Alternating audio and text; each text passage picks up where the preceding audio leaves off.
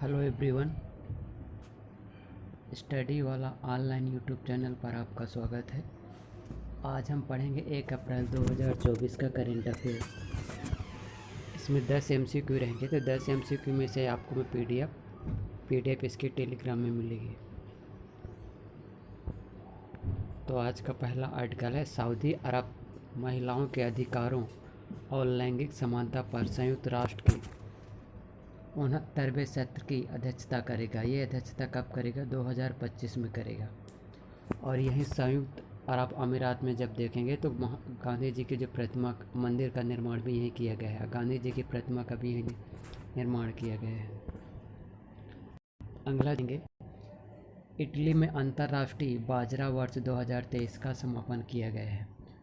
अब भारत सरकार के द्वारा जो अंतर्राष्ट्रीय बाजरा वर्ष के रूप में 2023 जैसे 2020-23 में देखेंगे तो संयुक्त राष्ट्र संगठन के द्वारा 2023 को बाजरा वर्ष के रूप में घोषित किया गया था।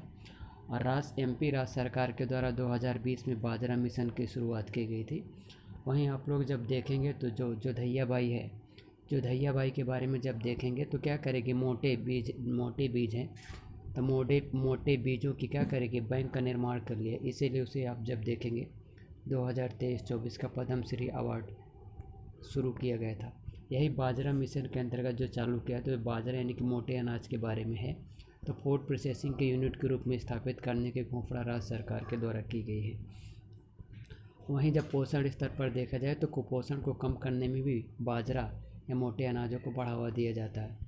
भारत में सर्वाधिक मोटे अनाजों का उत्पादन किस राज्य में किया जाता है? तो किया जाता है राजस्थान वाले, फिर इसके बाद महाराष्ट्र वाले में।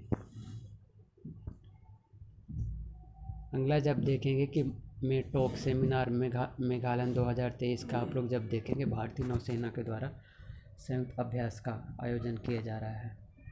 फिर और अगला आर्टिकल देखेंगे कि 1 अप्रैल से 10 अप्रैल के लिए भारतीय वायुसेना ने मेघा अभ्यास गगन शक्ति की शुरुआत करेगी। कहाँ होगा? भारत के राजस्थान वाले में होगा।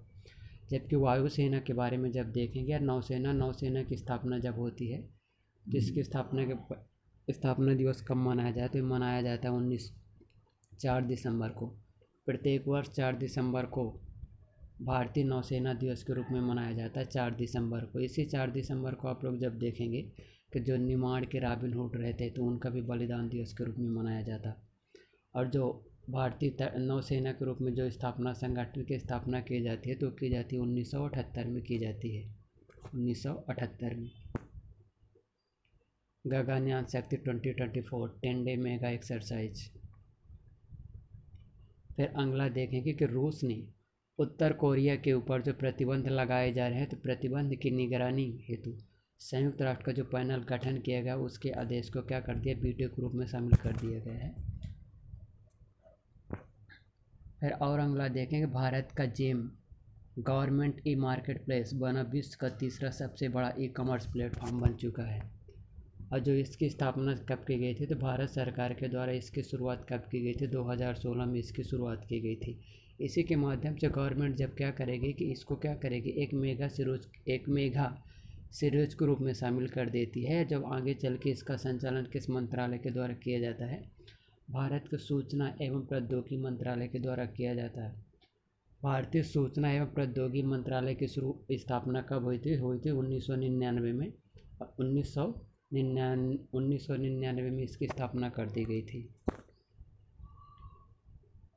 और जो ई कॉमर्स के जो पिलर देखेंगे तो ई कॉमर्स के पिलर कौन कौन से होते हैं? तो ई कॉमर्स के बारे में जब पिलर्स देखेंगे तो उसमें गवर्नमेंट टू गवर्नमेंट हो जाएगा, फिर सिटीजन टू सिटीजन हो जाएगा, सिटीजन टू आप लोग जब देखें गवर्नमेंट हो जाएगा, और एम्प्लॉय टू गवर्नमेंट हो जाएगा।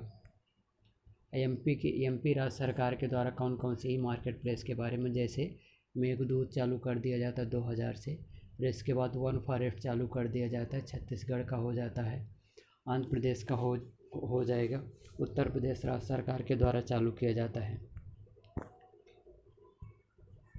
फिर देखें 2022-23 में बिहार में रोके गए सबसे ज़्यादा बाल विवाह के बारे में जब देखेंगे, भारत का जैसे राष्ट्रीय बाल संरक्षण अधिनियम 2007 में पारित किया गया था, जबकि एक्ट इसका जब देखेंगे 2006 का था। और इसके अंतर्गत राष्ट्रीय बाल संरक्षण, इसका उद्देश्य ये है, इसका मेन उद्देश्य है कि जैसे बाल विवाह को रोकना। इसी बाल विवाह जैसे अधिनियम के तहत जो परिभाषा दी गई, तो 18 वर्ष की लड़की और 21 वर्ष की गर्ल्स की, उसमें बॉयज़ की आयु होना चाहिए, यानी कि लड़के और लड़के की आयु 18 और 21 घोषित की गई है। फिर अगला देखेंगे 30 मार्च को वायकॉम सत्याग्रह मनाया गया है। तो इसकी शुरुआत कब की गई थी? तो ये शुरुआत की गई थी 1924 और 1925 में इसकी शुरुआत की गई थी। इसका जो प्रमुख कारण है, तो इसका प्रमुख कारण ये था कि जितने भी दलित समुदाय थे, दलित समुदाय को क्या किया जा रहा था कि जो मंदिर थी, मंदिर में प्रवेश यानी कि पूजा करने से रोक लगाया जा रहा था। इसीलिए 1924 और 25 में आप लोग जब देखेंगे बी रामाचार्य राघवाचार्य जैसे जब आते, तो उनके द्वारा वायकॉम सत्याग्रह चलाया जाता।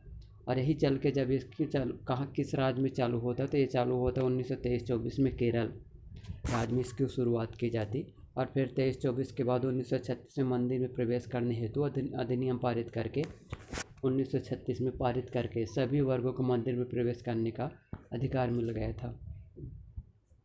फिर अगला देखेंगे कि 30 मार्च को मनाया गया अंतर्राष्ट्रीय शून्य अपशिष्ट दिवस के रूप में 30 मार्च को मनाया गया है। तो इसकी शुरुआत जब देखें, इसकी शुरुआत कब की गई थी? इसकी शुरुआत 2013-14 के आसपास की गई थी।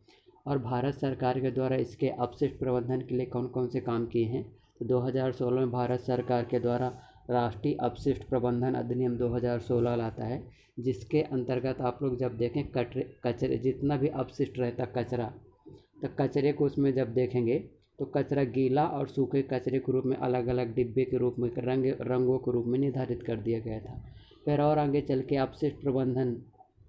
ठोस अपशिष्ट प्रबंधन अधिनियम नियम 2021 में लाया जाता है।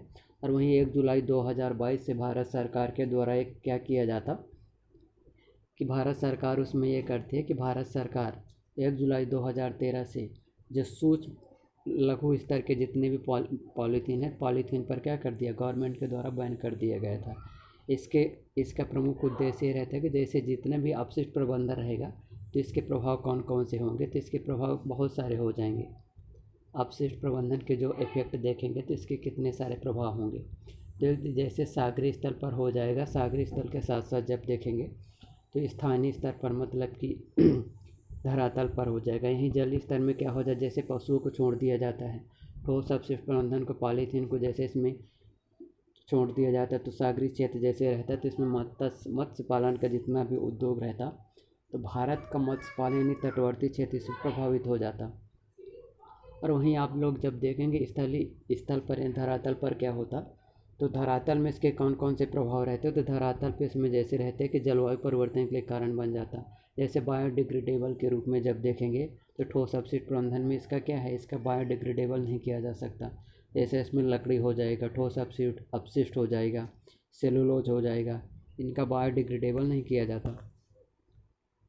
अब अगला देखेंगे कि गोवा में पर्यटनों के लिए मनाया गया सिग महोत्सव के बारे में। तो इसकी शुरुआत कब हुई थी? 2024 में इसकी शुरुआत की गई थी। और इसका मेन ऑब्जेक्टिव ये है कि राज्य सरकार के द्वारा कि गोवा के जो वर्तमान में मुख्यमंत्री हैं, उनका मुख्य उद्देश्य यही है कि अधिक से अधिक पर्यटन को बढ़ावा दिया जाए। अब जो गोवा है तो इसकी राजधानी पणजी है, जबकि इसकी राजधानी के साथ साथ आप लोग जब देखेंगे तो यहाँ की प्रमुख जो नदियाँ हैं तो मांडवी और ज्वारी 2 नदियाँ हैं। ये गोवा की स्थापना आप लोग जब गोवा राज्य की स्वतंत्रता रूप से कब इसकी स्थापना की गई थी? जब की गई थी कि 19 नवंबर 1987 को आप लोग जब देखें गोवा की पूर्ण रूप से स्थापना की गई थी। इसके पहले यहाँ पुर्तगालियों का शासन हुआ करता था।